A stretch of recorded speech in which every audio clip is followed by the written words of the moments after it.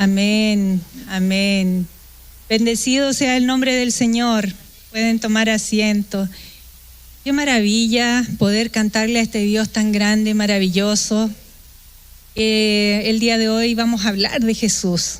Y esta alabanza nos lleva también a Él a decirle: toda la gloria, toda la honra y toda la alabanza es para ti, Señor. Es para ti. Te alabamos, te bendecimos, glorificamos tu santo nombre, porque tú eres el que nos guía, el que fue capaz de entregar su vida por nosotros.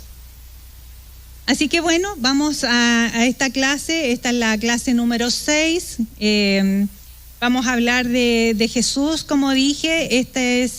Con el día de hoy terminamos esta serie de Jesús y vamos la próxima clase a iniciar un nuevo tema.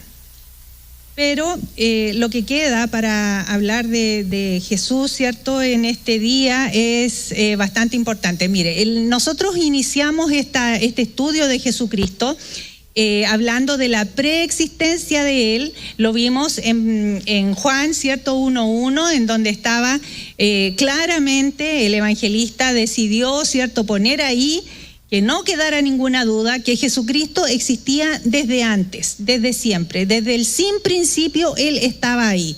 Eso lo estudiamos, ¿cierto?, y lo aprendimos ahí.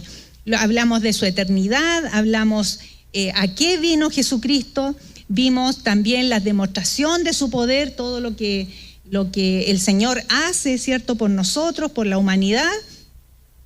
Y la semana pasada tuvimos la experiencia de vivir, ¿cierto?, lo que significa el Cordero Pascual. Aprendimos lo que era esta cena, desde cuándo se hacía, ¿cierto?, que a través de aproximadamente 1500 años estuvo realizando esta cena, hasta el día que llegó Jesucristo, que tuvo la última cena. Y entonces llegó el momento glorioso en el que Él se pone de pie y parte el pan y bebe el vino, ¿cierto?, la copa. Y desde ahí se instaura lo que nosotros tenemos hasta el día de hoy como nuestra Santa Cena. Para mí es bastante importante la experiencia que vivimos la semana pasada, porque estoy agradecida, ¿cierto?, de todas las personas que participaron por la solemnidad, ¿cierto?, que tuvimos y que pudimos vivir un momento muy emotivo, realmente algo profundo que nos llevó también a conectarnos con esta cena. Y yo estoy segura que el domingo que nos toca, ¿cierto?, Santa Cena, nosotros los que estuvimos y los que pudieron ver, ¿cierto?, a través de las redes sociales, van a vivir una cena distinta, porque se van a acordar que en el momento que iban, ¿cierto?, en la tercera copa, cuándo fue que el Señor Jesucristo se puso de pie, cuál es el objetivo de esto. Y bueno, eso nos tiene que llenar de alegría, de gozo, porque hemos aprendido cosas nuevas, ¿cierto? Y vamos a seguir aprendiendo. El día de hoy, entonces, nos toca hablar de los títulos cristológicos que tuvo Jesucristo. Y la verdad es que vale la pena que nosotros los conozcamos, aunque no en una profundidad quizás tanto, para que no vayamos, ¿cierto?, porque realmente si le dedicáramos tiempo a esto sería algo muy, muy largo, pero vamos a intentar conocer bastante, lo que más podamos, ¿cierto?, a través de este estudio. Vamos a intentar conocer lo que más podamos. El día de hoy vamos a leer bastante, así es que los que trajeron su Biblia, que la tengan a mano, vamos a tomar varios versículos bíblicos, y también los que están tomando nota, también para que puedan escribir ahí los versículos que vamos a tomar en cuenta. Bien, entonces vamos a dar inicio. Los títulos cristológicos comprenden todo lo que tiene que ver la naturaleza de Jesucristo y también involucra todo lo que tiene que ver con su ministerio. Así que en eso se basan estos títulos cristológicos, en la naturaleza de Jesucristo y en su ministerio. Y estos títulos cristológicos se dividieron en 3 grupos, ¿ya? Los primeros títulos cristológicos fueron los autoasignados por Jesucristo. Él mismo se denominó de alguna manera, o sea, cuando él se refería a sí mismo, él mismo se puso títulos que los vamos a ver enseguida, y entonces eso son los primeros, el primer grupo de títulos cristológicos que vamos a ver, son los que el mismo Señor Jesucristo se denominó a sí mismo. Otros son los títulos que los mismos discípulos y también la multitud, cuando se encontraban con Jesucristo, le decían de alguna manera, lo empezaron a llamar de alguna manera, ¿cierto? Alguno de ustedes se puede recordar que le decían maestro, ¿cierto? Le decían hijo de David, en fin, así vamos a ver algunos títulos que entonces fueron asignados por los discípulos y por la multitud. Y hay otros que fueron designados por lo que se llama los títulos redaccionales, que son los que sirven para hacer la defensa, la apologética, ¿cierto?, de nuestra fe. Y entonces ahí hay 2 que también los vamos a ver en detalle. Vamos a comenzar por los títulos que el mismo Señor Jesucristo se autodesignó. Son dos. Uno es Hijo del Hombre. Jesucristo, cuando se refería a sí mismo, siempre hablaba en tercera persona primero. Él nunca dijo yo soy el Hijo del Hombre, sino que él hablaba el Hijo del Hombre va a padecer, el Hijo del Hombre, ¿cierto? No tiene dónde recostar su cabeza. Él hablaba en tercera persona y él se autodesignó, ¿cierto?, como el Hijo del Hombre. Aquí tenemos en pantalla un ejemplo, Mateo 20:28, dice, el Hijo del Hombre no vino para ser servido, sino para servir. Y vino para dar su vida por rescate por muchos. Esto lo dijo el mismo Señor Jesucristo hablando de sí mismo, pero en tercera persona. Él dijo, el Hijo del Hombre no vino para ser servido, sino para servir. Y vino también para dar su vida. Vino a padecer, vino a morir. Y el otro título que él mismo se asignó es el siervo sufriente. Esto es una figura escatológica que está registrada exclusivamente en el libro de Isaías y habla de un siervo que va a sufrir, que con su dolor y con su muerte, entonces él va a entregar la redención a todo el pueblo. Eso está registrado en el libro de Isaías. Entonces, aquí vamos a grabarnos en nuestra mente que los títulos que el mismo Señor Jesucristo usó para sí mismo son 2. Hijo del Hombre y siervo sufriente. ¿Ya? Vamos también a revisarlo con detalle enseguida. Los títulos cristológicos que le fueron asignados tanto por los discípulos como por la muchedumbre son estos 3 que ustedes pueden ver ahí en pantalla. Maestro, el profeta de Israel y el Mesías o el Cristo. Aquí ustedes no ven, por ejemplo, Hijo de David, porque Hijo de David está dentro del grupo donde está el Mesías. Para que él pudiera ser el Mesías, tenía que venir del linaje de David. Entonces está ahí inserto en el número 3, que es el Mesías. Así es que el día de hoy tengo un ayudante donde vamos a hacer unas lecturas y vamos a leer entonces algunos versículos bíblicos que nos muestran dónde está ubicado, ¿cierto?, el momento en el que a nuestro Señor Jesucristo lo llamaron de maestro. Así es que vamos a leer entonces en Mateo 8, 19 y 20. Jesús como maestro, Mateo 8, 19, 20. Y vino un escriba y le dijo, Maestro, te seguiré a donde quiera que vayas. Jesús le dijo, las zorras tienen guaridas y las aves del cielo nidos, mas el Hijo del Hombre no tiene dónde recostar su cabeza. Aquí encontramos dos ejemplos. Uno, que lo llaman maestro, y él cuando responde como Hijo del Hombre. ¿Sí? Vamos a ver unos versículos más, Bertita, Mateo 9:11. Mateo 9:11 dice, cuando vieron esto los fariseos, dijeron a los discípulos, ¿por qué come vuestro maestro con los publicanos y pecadores? Ya, ahí entonces, fíjese bien que aquí son los fariseos los que están llamando a Jesús de maestro. Dice, cuando vieron los fariseos, le dijeron a sus discípulos, ¿por qué come vuestro maestro con los publicanos y pecadores? Así que ahí hay algo que poner atención. Vamos a leer Mateo 19:16. Entonces vino uno y le dijo, Maestro bueno, ¿qué bien haré para tener la vida eterna? Maestro bueno, ¿qué haré para tener la vida eterna? ¿Se acuerdan de este versículo, de este pasaje? Lo analizamos y determinamos, ¿cierto?, que este hombre, que era un joven rico, vino a Jesucristo y le dijo, Maestro bueno. Y él le dice, ¿por qué me llamas bueno? ¿Se acuerdan? Sí.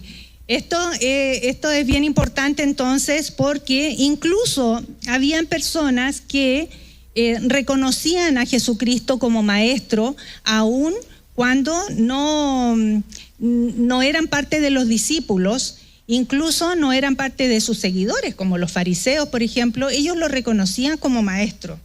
Y este es uno de los títulos, diríamos, importantes que Jesucristo recibió como maestro. Mateo 22:16. Y le enviaron los discípulos de ellos con los herodianos, diciendo, Maestro, ¿sabes que eres amante de la verdad y que enseñas con verdad el camino de Dios y que no te cuidas de nadie porque no miras la apariencia de los hombres? Amén. Aquí tenemos entonces otro versículo que es de Mateo, ¿cierto? Y normalmente en los evangelios está registrado la mayor cantidad de veces, obviamente, porque es donde está la vida de Jesucristo. Vamos a ver uno más, que es Mateo 26:18, Bertita. Y él dijo, id a la ciudad a cierto hombre y decirle, el maestro dice, mi tiempo está cerca, en tu casa celebraré la Pascua con mis discípulos. Ya, aquí también vemos que hay una instrucción a un cierto hombre, dice, es un cierto hombre, y díganle, el maestro dice, mi tiempo está cerca y vamos a celebrar la Pascua ahí en tu casa con los discípulos. Así es que tenemos bastantes versículos bíblicos. Este documento después, posteriormente lo vamos a poner en Classroom y también en el WhatsApp del grupo para que ustedes vean todos los versículos para que no nos tomemos tanto tiempo, ¿cierto?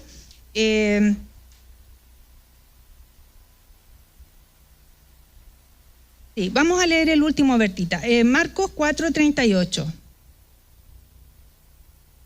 Marcos 4:38. Y él estaba en la popa, durmiendo sobre un cabezal, y le despertaron y le dijeron, Maestro, ¿no tienes cuidado que perecemos? Aquí encontramos también un pasaje muy conocido en donde son sus discípulos los que llaman a Jesucristo como maestro.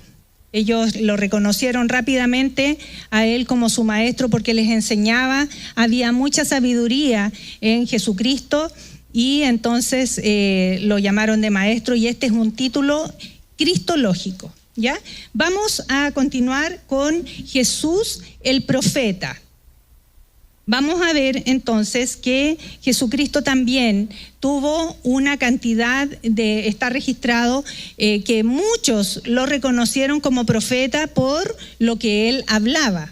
Entonces vamos a revisar algunos versículos. Mateo 21:11. Como profeta.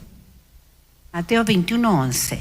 Y las multitudes contestaban: este es Jesús el profeta de Nazaret de Galilea. Aquí fueron las multitudes, o sea, la gente gritaba, aclamaba, ¿cierto?, a Jesucristo, y le llamaron el profeta. Lo reconocieron como profeta. Lucas 7:16.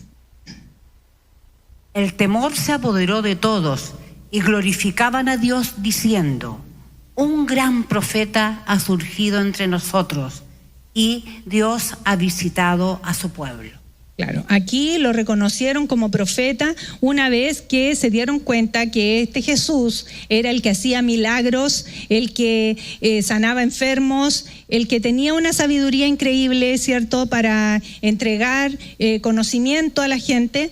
Y entonces las personas se llenaron de temor y glorificaron a Dios y reconocieron, dijeron: aquí llegó, apareció el profeta que tanto habíamos esperado. Juan 4:19. La mujer le dijo: Señor, me parece que tú eres profeta. Ya, esta es la mujer del pozo, ¿cierto? La mujer samaritana que una vez que Jesucristo le reveló toda su vida, ¿cierto? Y le dijo, le habló de su marido, le dice que traigas a tu marido. Ella dijo: no tengo marido, y él le reveló todo. Y ella ahí entonces dijo: me parece que tú eres un profeta. Y desde ese momento esta mujer comenzó a predicar el evangelio. El cambio que hay ahí en esta mujer, el día que Jesucristo, ¿cierto?, se conversó con ella, se reveló a ella, le dijo que él era el agua, que ella no tendría nunca más sed, y en fin, le reveló tantas cosas. Ese día esta mujer recibió un cambio impresionante en su vida, y ella fue una de las primeras mujeres que comenzaron a predicar el evangelio. Ella corrió a la ciudad de inmediato a contarle a todo el mundo que se había encontrado con un profeta, que había llegado el Mesías. Ella fue la que divulgó, ¿cierto? Y a través de ella fue que llegaron muchas personas al conocimiento del evangelio por la predicación de esta mujer. Este encuentro que tuvo Jesucristo en el pozo con la mujer samaritana, y que ella lo reconoció como profeta, ha sido fundamental para, ¿cierto?, para que el evangelio pudiera también esparcirse, sí, y que llegara al conocimiento de muchas personas. Vamos a ver ahora entonces el Mesías. El Mesías es otro título cristológico, el Mesías y el Cristo. Aquí tenemos un poco más de historia, ¿cierto? Porque el Mesías viene desde el Antiguo Testamento. Todo lo mesiánico fue profetizado en el Antiguo Testamento.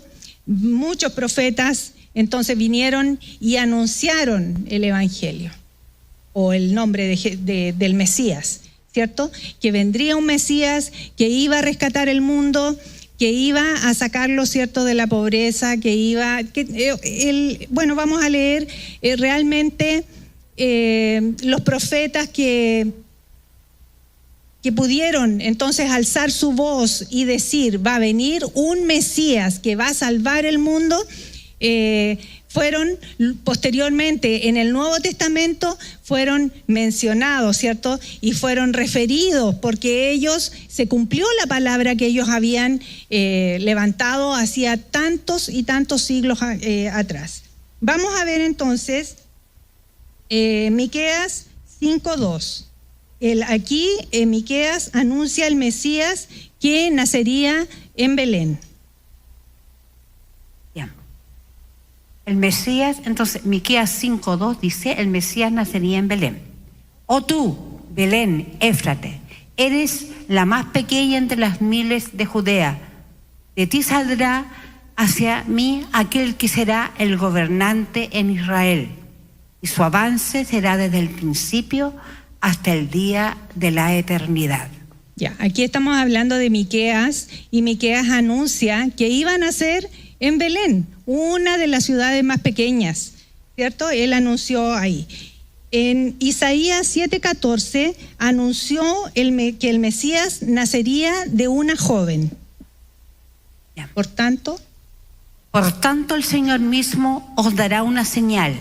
He aquí, una doncella concebirá y dará a luz un hijo, y le pondrá por nombre Emmanuel. Emmanuel, claro. Entonces también esto estaba profetizado, que sería de una doncella, que sería de una virgen. Así que cuando fueron sucediendo las cosas, lo que hicieron, ¿cierto?, los discípulos, también todos los estudiosos de la ley, aquellos fariseos, escribas y toda la gente que conocía la escritura, ¿cierto? Ellos iban a ver estas profecías, y cuando se cumplía algo de alguna de las profecías, entonces decía, estamos en el camino correcto, este es efectivamente el Mesías.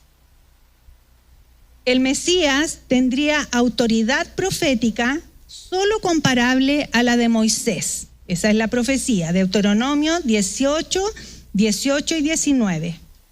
Un profeta como tú levantaré de entre sus hermanos, y pondré mis palabras en su boca, y él les hablará todo lo que yo le mande. Amén. Entonces, bueno, está bien, Bertita, no, está bien.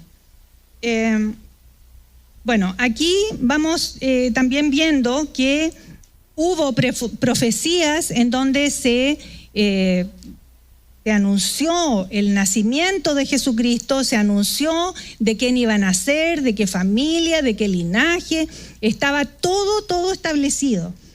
Isaías también dice que el Mesías sería luz para los gentiles. Salmos 22:14 decía que el Mesías iba a morir. Zacarías dijo también que el Mesías tenía que montar un pollino, el burrito. Entonces todas esas cosas tenían que irse cumpliendo para poder establecer que realmente Jesucristo era el Mesías, como estaba profetizado en la antigüedad. Zacarías 11 también dijo que el Mesías sería vendido por 30 piezas de plata.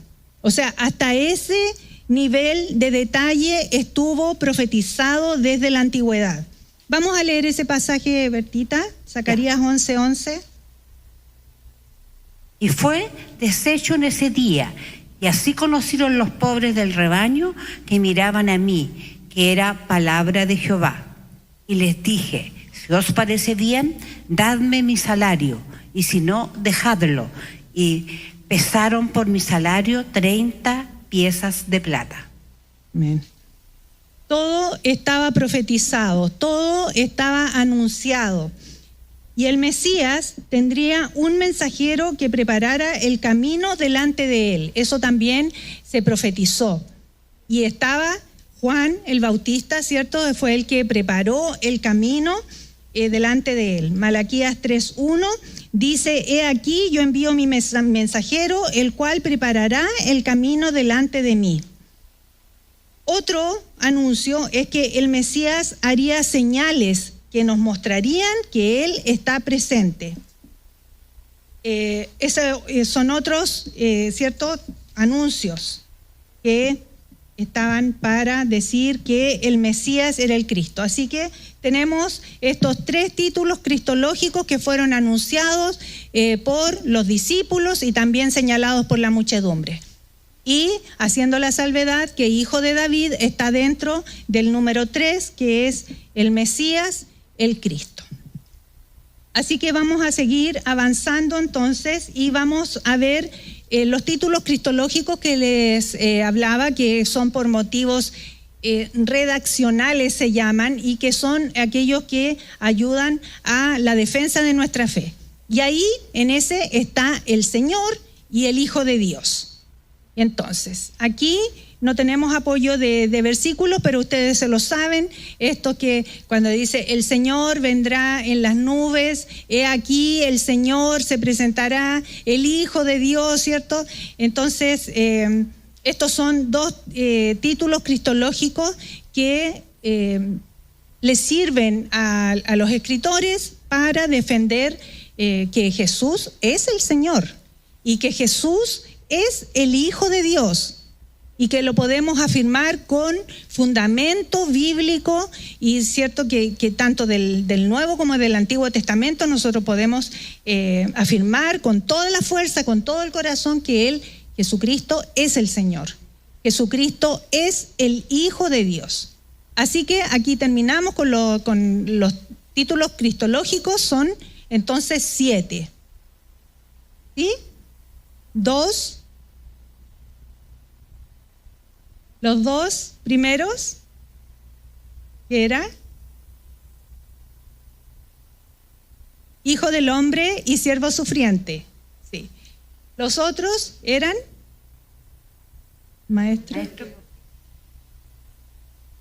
Sí, perfecto. Y estos redaccionales que son por motivos de defensa de nuestra fe, el Señor y el Hijo de Dios. Entonces ahora vamos a ver un poquito más en detalle lo que es el título cristológico Hijo del Hombre. ¿Por qué? Porque es muy importante. Este título es realmente importante. Está en el libro de Daniel, él lo describe, pero no dice quién es, pero lo describe muy bien. Y vamos a leer, aquí los invito a que busquemos en la Biblia. Vamos a leer Daniel 7, bueno, aquí está en la pantalla solamente el 13 y el 14, lo vamos a leer de ahí, pero después vamos a volver a los versículos anteriores. Dice: miraba yo en la visión de la noche, he aquí con las nubes del cielo venía como un hijo de hombre que vino hasta el anciano de días, y le hicieron acercarse delante de él. Y le fue dado dominio, fíjense bien, le fue dado dominio, gloria y reino para que todos los pueblos, naciones y lenguas le sirvieran. Su dominio es dominio eterno, que nunca pasará, y su reino uno que no será destruido. Aquí, en este libro de Daniel, entonces, habla de las características que tenía que tener, ¿cierto?, el Hijo de Hombre, el Hijo del Hombre. Daniel lo describe en una visión que él tuvo, que la vamos a tratar de leer un poco más, y da todas las características de poder que él tenía que tener. Entonces, dominio, gloria, poder, reino, dominio por sobre todas las naciones, ¿cierto? Y su reino uno que no será destruido. Vamos a volver un poquito a lo que aprendimos la primera clase respecto de las dos escuelas que habían, las escuelas rabínicas que aprendimos que habían, ¿cierto?, antes de Jesucristo y hasta el 30 o 20 o 30 después de Cristo existieron estas dos escuelas, la escuela de Shammai y la escuela de Hillel. Dijimos que la escuela de Shammai se preocupaba de la interpretación de la ley oral, ellos eran muy legalistas, ellos eran muy apegados a la ley, a las tradiciones. Ahí está la fecha, ¿cierto? Ellos defendían la poligamia en ese tiempo y rechazaban a los leprosos. En cambio, la escuela de Hillel, ellos eran un poco más antiguos y es bien interesante, podríamos decirlo, que siendo más antiguos, ellos estaban abiertos a interpretar la ley con los nuevos contextos políticos y sociales que existían en ese momento.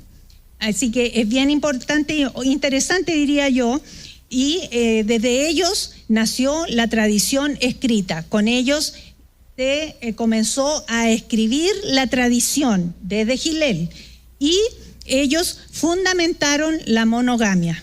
A pesar de que eran un poquito más abiertos en tratar de adaptarse un poco a lo político y social, ellos eran cerrados en cuanto a la monogamia. El matrimonio era 2 personas solamente, no podía el hombre tener más mujeres. En cambio, Shammai, a pesar de que eran, es como extraño, porque ellos eran como más estrictos, pero en ese sentido eran más liberales. Bueno, la cosa es que esta base que yo les estoy entregando de las escuelas rabínicas tiene que ver con la interpretación que ellos hicieron de Daniel capítulo 7 respecto del Hijo del Hombre. Y vamos a ver entonces que las escuelas rabínicas, ellos prepararon 3 teorías de cuál sería la interpretación respecto del Hijo del Hombre. Uno, Shammai, la escuela de Shammai, dijo que el Hijo del Hombre en realidad se refería a el ángel de Jehová. Y entonces ellos en sus Midrashim decían que el Hijo del Hombre era el ángel de Jehová y era un Dios que venía con la intención de castigar, ¿cierto? Era un juez justo también y tenía rectitud en todo lo que él hacía. Otros que se encargaban de interpretar, ¿cierto?, todas las profecías que incluida, ¿cierto?, Daniel, entonces ellos dijeron que el Hijo del Hombre, en realidad el Hijo del Hombre no. El Hijo del Hombre no era el ángel de Jehová, no era una persona, sino que en realidad se trataba del pueblo escogido por Dios. Esa fue otra interpretación. Pero la escuela de Hillel, que era la más antigua, que si ustedes se pueden recordar que lo hablamos recién, la escuela de Hillel dijo que el Hijo del Hombre en realidad era la imagen de un hombre hecho a la imagen y semejanza de Dios, pero sin pecado. Y esta entonces es la interpretación que más se acerca. Era un hombre perfecto. Ellos dijeron, esto es, el Hijo del Hombre en realidad es un hombre hecho a la imagen y semejanza de Dios, pero que nunca ha pecado. Él no tiene pecado, viene directamente de Dios. Así es que entonces nos quedamos con esta interpretación. Es bueno que ustedes sepan que habían otras teorías, que el Hijo del Hombre no es que lo dijeron así rápidamente cuál era la interpretación, sino que estas escuelas elaboraron teorías y nosotros creemos que nos acercamos, ¿cierto?, a la tercera interpretación, que es que el Hijo del Hombre es el que está a imagen y semejanza de Dios, pero que nunca pecó, sin pecado. Daniel, entonces, aquí sí vamos a volver a Daniel 7, del 2 al 14. Aquí vamos a ver que Daniel muestra en la lectura, la voy a leer, dice, Daniel 7, vamos a leer versículo 2, ahí voy a detenerme en algún momento. Dice, Daniel dijo, miraba yo en mi visión de noche, y he aquí que los 4 vientos del cielo combatían en el gran mar. Ustedes vayan acordándose de algunos símbolos que nosotros habíamos enseñado, ¿cierto?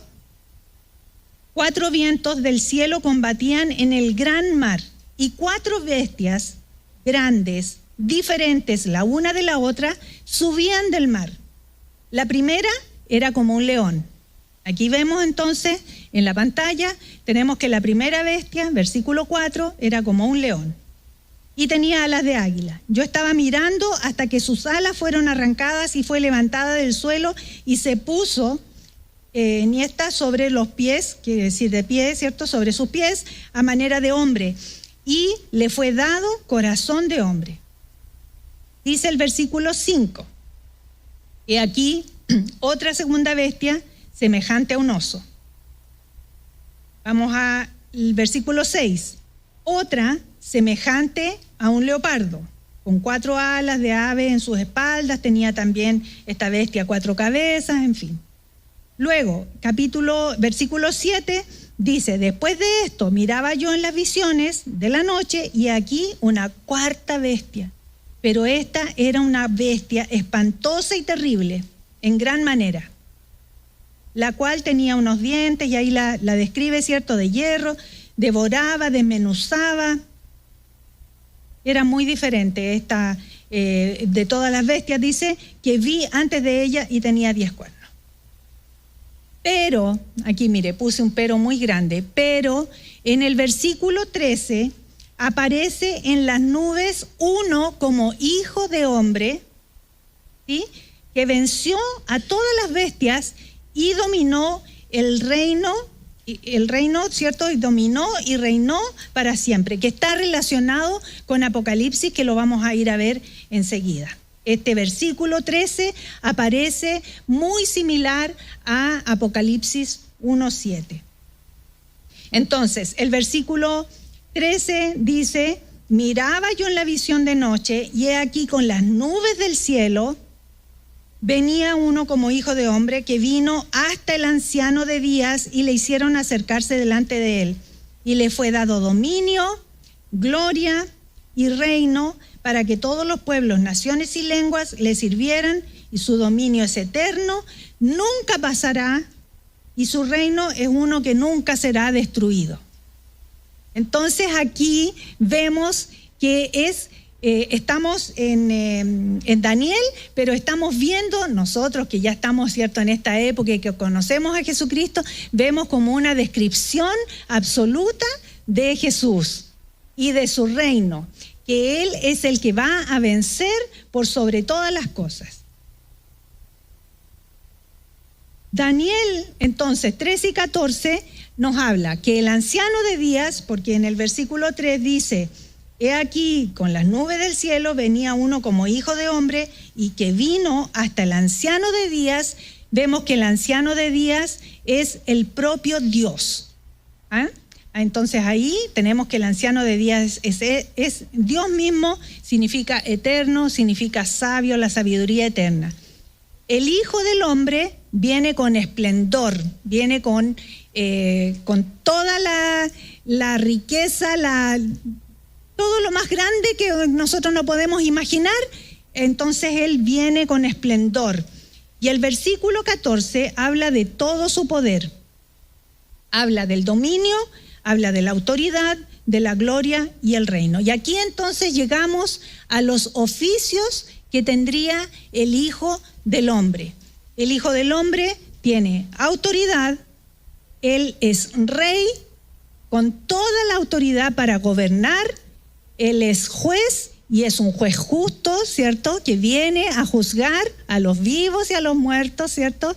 Él tiene la autoridad para ser juez y Él es eterno. No tiene fin.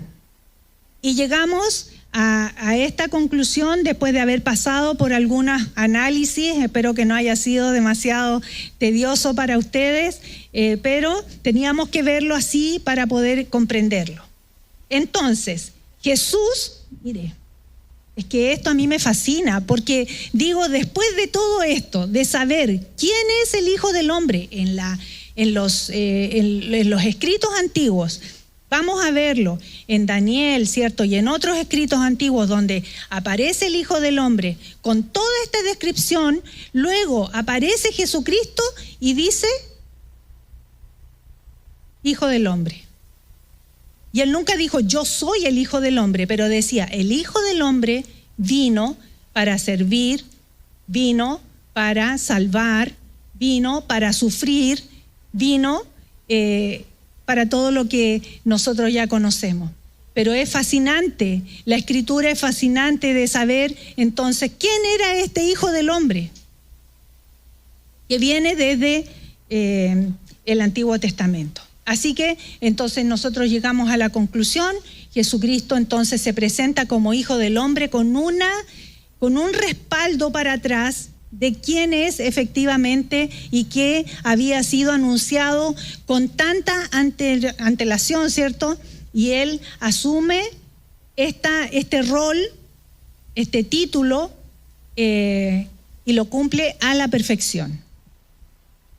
Luego vamos a ver cuál es entonces la misión del Hijo del Hombre, porque él, es lo que estaba diciendo recién, vino para arreglar todo lo que se había dañado desde los inicios, cuando Adán y Eva empezaron a dañarlo todo, y luego vienen todo lo que sigue sucediendo a través de la historia, ¿cierto? Hasta la llegada de nuestro Señor Jesucristo. El pueblo de Israel fue duro, fue porfiado, fue, ¿cierto?, transgresor. Hizo muchísimas cosas y él vino a arreglar todo lo que se había dañado, a salvar. Él dijo, incluso está un versículo ahí, dice que Jesucristo vino a salvar todo lo que se había perdido. Vino a cambiar la mentalidad. Y aquí en esto se refiere a que realmente Jesucristo vino, ¿cierto?, con una idea de salvar a toda la humanidad, pero no como el pueblo lo esperaba. El pueblo estaba esperando, estaban viviendo opresión, estaban viviendo hambre, estaban pasando un tiempo muy malo y ellos querían un rey que los liberara, un rey que los sacara de eso. Y ellos esperaban que Jesucristo realmente los liberara de esa situación particular que ellos estaban viviendo en ese momento. Pero lo que Jesucristo vino a hacer era mucho más amplio, era mucho más grande. No fue una cosa así pequeña que iba a librar el pueblo de Israel, que lo que estaba sucediendo, que estaban en opresión por el pueblo romano, ¿cierto? Sino que lo que vino él a hacer era otra cosa, más grande, salvar a toda la humanidad. Entonces tenía que hacer un cambio de mentalidad. Vino a cambiar las expectativas, y que está muy relacionado con lo que acabo de decir. Las expectativas que tenía el pueblo de Israel, aquellos que estaban, ¿cierto?, siguiendo a Jesucristo, tenían unas expectativas muy cortas, muy a corto plazo, y ahora las expectativas eran eternas. Ahora teníamos que pensar en la eternidad, que el alma no muere y que nosotros somos eternos. Y tenemos que preocuparnos, ¿cierto?, por nuestra salvación, que es eterna. Vino a establecer un reino, el reino de una manera distinta. Tenemos toda una clase preparada en donde vamos a hablar del reino de Dios. Y el reino de Dios es algo profundo, es algo lindo, es precioso. Lo que el Señor vino a enseñarnos fue exactamente eso, el reino de Dios, a mostrarnos el reino de Dios. Y vino a redimir a toda la humanidad. Esto es precioso. Esto es algo extraordinario que Jesucristo hizo, que vino, se despojó, ¿cierto? Dejó todo su trono de gloria para venir a tomar la posición de Hijo del Hombre, ¿cierto? Que estaba ya anunciada por los antiguos, por los profetas antiguos, y él vino a cumplir ese rol hermoso. Es un rol que cambia, ¿cierto?, en toda nuestra posición de lo que nosotros hemos logrado aprender hasta el día de hoy. Y aquí entonces ahora vamos a llegar a el Apocalipsis. ¿Qué es lo que dice el Apocalipsis respecto del Hijo del Hombre? El Apocalipsis habla y comienza, fíjese, en el primer capítulo, comienza hablando del Hijo del Hombre. Por eso es que este título cristológico es tan importante. Y aquí en Apocalipsis 1, 7 al 20, vamos a ver, ¿lo tiene Bertita? Apocalipsis 7. Ya, por favor. ¿Lo leo? Sí.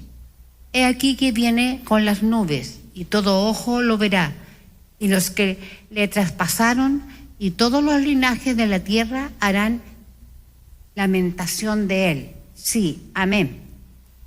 Amén. 1:7. El 1:7. Después 13. Después el 13. Por favor, léalo, Bertita. Ya.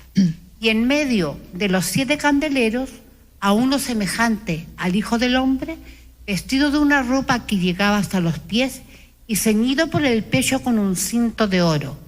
14. Su cabeza y sus cabellos eran blancos como blanca lana, como nieve, sus ojos como llama de fuego, y sus pies semejantes al bronce bruñido, refulgente como en un horno, y su voz como estruendo de muchas aguas. Tenía en su diestra 7 estrellas. De su boca salía una espada aguda de 2 filos, y su rostro era como el sol cuando resplandece en su fuerza. Cuando le vi, caí como muerto a sus pies, y él puso su diestra sobre mí, diciéndome: no temas, yo soy el primero y el último, y el que vivo, y estuve muerto, mas he aquí que vivo por los siglos de los siglos. Amén. Amén. Tengo las llaves de la muerte y del Hades. Amén. Aquí, yo los invito a que cuando lleguen a casa puedan volver a leer Apocalipsis 1, del 7 al 20. Aquí comienza con la figura del Hijo del Hombre. Dice: viene en las nubes, todo ojo le verá, y todos los linajes de la tierra harán lamentación por él. Y dice: en medio de 7 candeleros había uno semejante al Hijo del Hombre. Entonces, Apocalipsis 1, del 7 al 20, nos describe que el Hijo del Hombre es aquel que estuvo muerto, pero ahora vive. Él es Jesús. Él es Dios. A Jesús lo mataron. Él está vivo y vive por toda la eternidad y triunfa sobre las bestias. Estas bestias que vimos en Apocalipsis, ¿cierto? Las 4 bestias, y él entonces es Cristo. Este es el Hijo del Hombre, él es Cristo. Apocalipsis agregó estas 2 cosas que no estaban antes. Una, que el Hijo del Hombre es Cristo, porque Daniel lo describe completamente, pero no dice que es el Mesías, que es Cristo. Y agrega también que el Hijo del Hombre es aquel que sufre. Y entonces vamos a ver aquí que hay una descripción fabulosa de el Hijo del Hombre para que nosotros entonces podamos comprender. Aquí hay un video del Hijo del Hombre, no sé si tenemos tiempo para verlo, pastor, o lo dejo en el classroom para que lo vean después. ¿Lo podemos ver? Como 5 minutos, ¿sí? Vamos a ver entonces un video del Hijo del Hombre.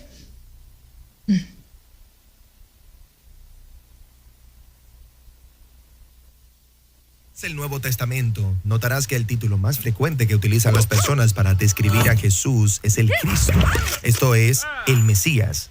Pero sorprendentemente, Jesús casi nunca usó esta palabra para describirse a sí mismo. En lugar de eso, se llamaba a sí mismo el Hijo del Hombre. El Hijo del Hombre. ¿Qué significa eso?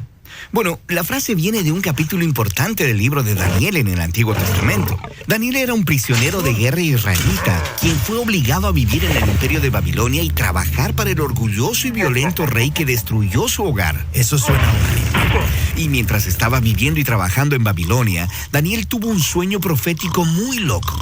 ¿Estás listo para escucharlo? Estoy listo. Él vio 4 bestias saliendo de un mar oscuro, animales híbridos que parecían monstruos, cada uno más terrorífico que el anterior. Y la 4ª bestia es tan mutante que no hay nada para compararlo con ella. Y es violenta, dejando muerte y destrucción a su paso. ¿Y de qué rayos trata todo esto? Bueno, se le dice que estas bestias simbolizan a reyes violentos y orgullosos y a sus imperios. Oh, ¿como el imperio del que Daniel es esclavo? Sí, y estas criaturas podrían parecerte raras a ti, pero estas imágenes están desarrollando un tema bíblico importante. Como los humanos, son esas criaturas extraordinarias, capaces de hacer mucho bien y terrible mal. ¿Cómo nos podemos comportar como animales, eh? Sí, mira las primeras páginas de la Biblia. Dios crea juntos a las bestias del campo y a los humanos, a todos del polvo. Pero luego los humanos son separados y se les asigna la tarea real como imagen de Dios. Entonces, ¿los humanos son como animales, pero llamados a convertirse en mucho más? Sí, deben ser los representantes de Dios en la tierra, gobernando en su nombre como reyes y reinas. Pero sigue leyendo. Y los humanos son engañados por una bestia, quien les dice que ellos podrían ser más que solamente compañeros de Dios. Sí, que podrían gobernar el mundo en sus propios términos, lo cual les parece bastante bien. Pero Dios sabe que esto será un desastre, así que expulsa a los humanos al reino de las bestias. El acuerdo se perdió. Pero Dios promete que un día nacerá un humano que no se rendirá ante la bestia. Más bien, él vencerá y golpeará a la bestia mientras es golpeado por ella. Ok, entonces, durante el resto de la historia bíblica, estamos esperando a este humano, pero en lugar de él, historia tras historia, encontramos a personas actuando como bestias. Sí, como en la siguiente historia acerca de Caín, quien estaba celoso y enojado con su hermano Abel. Dios le advierte a Caín que se está enfrentando con un impulso bestial llamado pecado, una clase de maldad misteriosa y oscura que consume a los humanos. Pero Dios dice que Caín puede dominar a la bestia si así lo decide. Pero él no domina a la bestia. Él permite que el impulso lo devore y se convierte en una bestia. Y luego, después de esto, los hijos de Caín esparcen su violencia animal. Y ello lleva a la fundación de toda una civilización conocida por su orgullo bestial, la ciudad de Babilonia. Ok, Babilonia. Entonces, adelantemos. ¿Es aquí donde Daniel está esclavizado y teniendo este extraño sueño? Exactamente. Ahora, mira lo que pasa después en el sueño de Daniel. Él mira el trono de Dios donde hay un tribunal y Dios condena a la bestia a la destrucción. Eso es genial. Y luego Daniel ve que en realidad hay más de un trono divino. Oh, cierto. El trono que la humanidad dejó atrás. Sí, no ha habido un humano capaz de vencer a la bestia y gobernar junto con Dios hasta ahora. Daniel ve una figura llamada el Hijo del Hombre, que quiere decir un humano. Y él sube en una nube a la presencia de Dios y se sienta en el trono divino para gobernar el mundo. El acuerdo es renovado. Sí, y aún más, toda la humanidad adora y sirve a este Hijo del Hombre al mismo tiempo que a Dios. Oh, lo adoran. Así que este no es un humano ordinario. Este es como un Dios humano. Exactamente. Entonces, ahora puedes ver por qué, cuando entró en escena siglos después, Jesús de Nazaret eligió este título para sí mismo, el Hijo del Hombre. Él estaba diciendo que era ese humano verdadero, llevando a cabo la misión de confrontar a la bestia. Fue tentado a procurar poder en los términos de la bestia. Pero a diferencia de todos los humanos antes que él, Jesús resistió el impulso y expulsó a la bestia de la vida de las personas. Y él enseñaba a las personas cómo dominar a la bestia en lugar de ser dominados por ella. Entonces, ¿cómo dominas a la bestia? Bueno, Jesús lo hizo dando su vida. Espera, ¿dominar a la bestia muriendo? Sí, cuando Jesús estaba siendo juzgado en el tribunal de los hombres, siendo condenado a muerte, dijo: desde ahora verán al Hijo del Hombre sentado a la diestra de Dios y viniendo sobre las nubes del cielo. Pero este es el momento en el que está a punto de morir. Exactamente. Desde una perspectiva, la cruz parece una herramienta de tortura bestial, pero Jesús la vio como su trono. Y en este trono, Él expuso la naturaleza subhumana de nuestra maldad, dejándola que hiciera lo peor. Y luego la venció con su vida y amor divino. La ejecución de Jesús fue el camino de su exaltación. Entonces Jesús es el primer humano que dominó a la bestia y como resultado puede aliarse a Dios para gobernar el mundo. Así que Jesús está convocando a la formación de una nueva humanidad, una que puede vencer a la bestia de la misma manera paradójica que Él lo hizo. Dominar a la bestia muriendo. Y luego, descubriendo que la vida y el poder de Jesús pueden convertirse en nuestra vida y poder para poder gobernar el mundo como aliados de Dios, pero al estilo de Jesús, mediante el poder del servicio, la humildad y el amor sacrificial.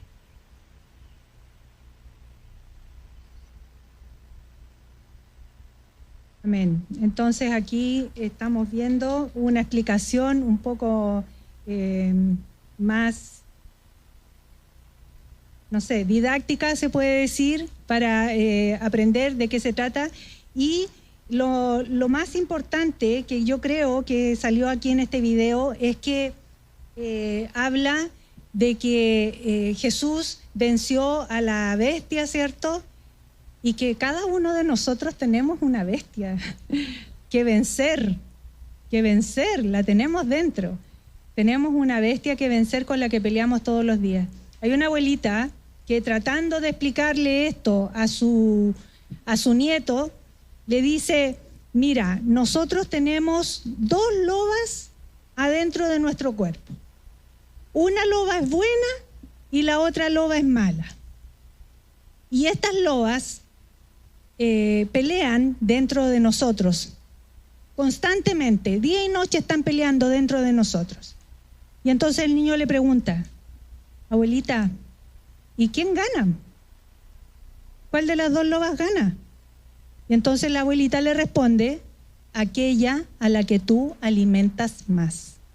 Y así es. Aquella a la que nosotros alimentamos más es la que vence. Y por eso es que estamos estudiando. Por eso es que estamos tratando de nosotros, ¿cierto?, mejorar, buscar de alguna manera que nosotros podamos mejorar nuestras actitudes, mejorar nuestra vida, tender siempre al bien, ir siempre hacia el lado del bien donde está Jesucristo, porque tenemos esta naturaleza que es una naturaleza pecaminosa y con la que nosotros luchamos todos los días. Y el Hijo del Hombre, Jesucristo, ¿cierto?, vino a enseñarnos cómo vencer. A eso vino, a enseñarnos, y Él dijo, yo me he puesto por ejemplo delante de ustedes, para que ustedes sigan mis pisadas. El Hijo del Hombre tuvo que venir, encarnarse en la miseria humana, vino y se encarnó junto con nosotros, vivió lo más terrible de lo más terrible. Él lo soportó, vivió el dolor, se mezcló con nosotros, murió en la cruz y se desprendió y se sacrificó. Así que el Hijo del Hombre entonces es Jesús y el Hijo del Hombre es Dios. Y quedamos entonces con esta enseñanza tan fabulosa, tan maravillosa, que a mí me encanta saber más de cerca, tener más argumentos para adorar a este Dios tan grande y maravilloso al cual nosotros servimos. Así que bueno, vamos a entonces ahora pasar a la próxima semana. Tenemos una tarea, vamos a cambiar de tema. Así es que vamos a dar una tarea. La idea es que ustedes respondan en un párrafo de unos 10 líneas, ¿cierto? ¿Cuál es la diferencia entre prueba y tentación? Si hay una diferencia,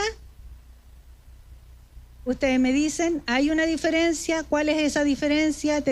¿Hay similitudes? ¿Cuál es lo que los separa, lo que los divide o lo que los une?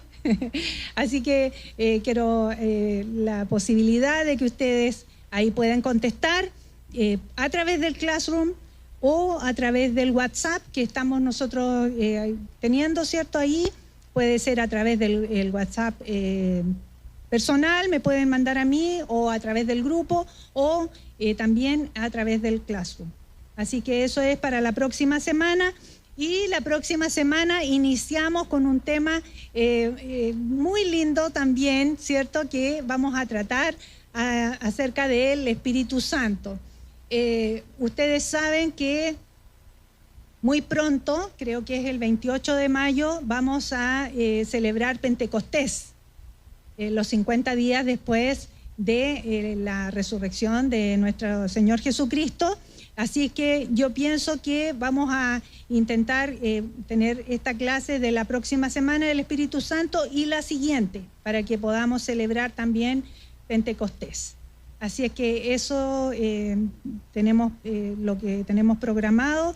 Les voy a invitar a orar, luego vamos a cantar y vamos a pasar la ofrenda también.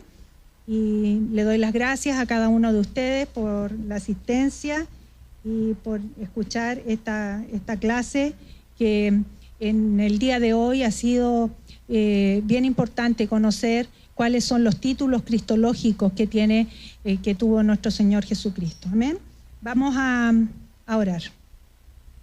Bendito Señor y Padre Santo, le damos las gracias. Gracias, Señor, por la enseñanza del día de hoy, Señor. Terminamos un tema, Señor, pero nos quedamos con este sabor, Señor, de conocerle de más cerca, Señor, de saber todo lo que usted hizo, Señor, para poder venir a salvar, a arreglar lo malo, Señor, que hay en cada uno de nosotros, Señor. Gracias, Dios mío, por su entrega. Gracias, Señor, por querernos, por amarnos tanto, Señor, por entregar su vida por nosotros, Señor.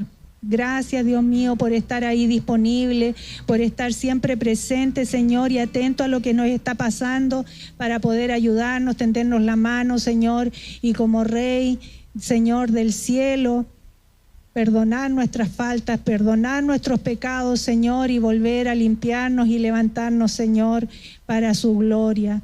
Dios mío, ayúdenos a servirle, ayúdenos, Señor, a acercarnos cada día más, Señor, a usted. Gracias, Señor, porque al conocerlo, Señor, nuestro amor aumenta, Dios mío. Nuestro corazón, nuestra alma, Señor, se siente contenta, Señor, se siente alegre de saber, Señor, a este Dios tan grande que servimos, Señor, que tiene la capacidad de amarnos de una manera eterna, Señor, una manera impresionante.